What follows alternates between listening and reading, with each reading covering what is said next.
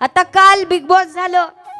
Big boss season Marathi, colours मराठीवर आपण सगळेजण पाहतच होतो. सगळ्याला माहिती आहे तो सूरज चव्हाण, तो दादा सगळ्याला माहीत झाला, तो सगळ्याला माहीत झाला कसली त्याची खडतर परिस्थिती होती. आई गेली या ठिकाणी, वडील गेले, खडतर प्रसंग त्याच्या जीवनातला होता. खायला सुद्धा त्याच्या जीवनामध्ये नव्हतं. बापाची व्यथा सांगत असताना सांगितलं, माझ्या बापाने फाटकी कपडे घातली आणि त्याच्यातून आम्हाला मोठं केलं आमच्या ह्या बापाने. आणि हे मोठं करत असताना त्याला बिग बॉस मध्ये या ठिकाणी विनर का बनवलं.